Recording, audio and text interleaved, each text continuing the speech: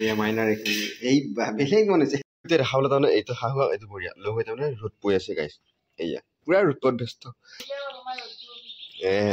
এই কিবা মাত দিছে আৰু মায়ে মনে মনে আছে তাৰ কাৰণে দেউতা যে নাই দেউতা তাৰমানে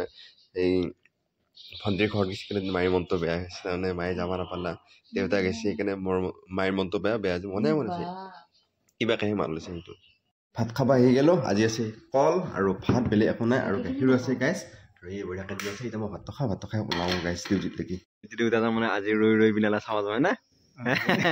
পুৰা ৰেডি হৈছে ৰৈ বিনালা চাবৰ কাৰণে আৰু দেউতাই কিবা কাটি পিছে আৰু বুক ফাটি আছে দেখা নাই সেইটো আৰু মাৰি পেলাই চিন্তা লাগিছে তাৰমানে মায়ে ভাবিছে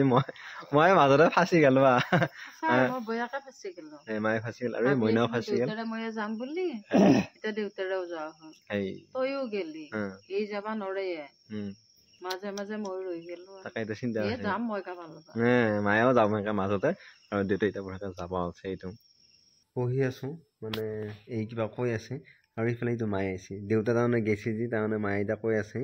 তাৰমানে মোৰ কাৰণে এটা সেইটো মায়ে তাৰমানে কৈ আছে মোৰ কাৰণে এটা টিকেট কাটি দিবি মাইনুহাট যাব তাৰমানে চিৰিয়াখাত যাবৰ কাৰণে মায়েও সেইদিনা যাব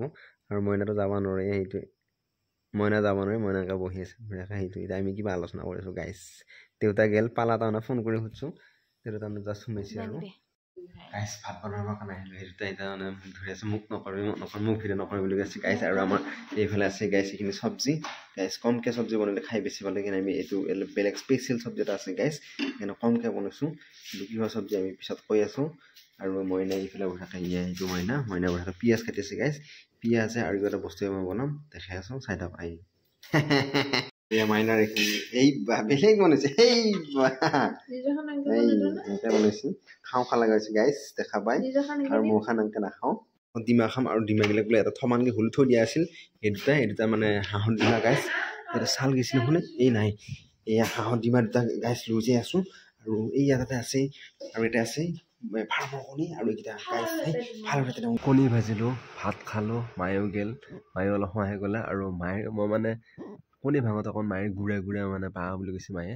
আৰু ভাত চাত খাই বঢ়িয়াকৈ ঘৰলৈকে আহিলোঁ আৰু দেউতা গ'ল মানে ৰৈ বিনালে চাবৰ কাৰণে আৰু আহি পোৱাত দেৰি হ'ব আৰু কথা হ'ল কি 9:30 পৰা আৰম্ভ হ'ব শ্ব'টো আৰু আহি পাওঁতে বহুত দেৰি হ'ব বুলি কৈছে আৰু মায়ে কৈ আছিল চাব যাম বুলি মায়ে মাৰ লগত আকৌ একদিন যাম কিন্তু তাৰমানে টাইমিংটো মিলাব পৰা নাই সেইকাৰণে যাওঁ নাই নহ'লে মা মানে ভণ্টিহঁতৰ লগত হ'লেও যাম আৰু দেখা যাওক দেউতা এতিয়া কেতিয়া আহিবই আৰু অৱস্থা বেয়া গাইছ আৰু এতিয়ালৈ যদি ছাবস্ক্ৰাইব কৰা নাই চেনেলটো ছাবস্ক্ৰাইব কৰা আজি ফেচবুক পেজত আছে পেজটো ফ'ল' কৰক কালি এটা ধুনীয়া ব্লগ গল্প মাজুলী বাই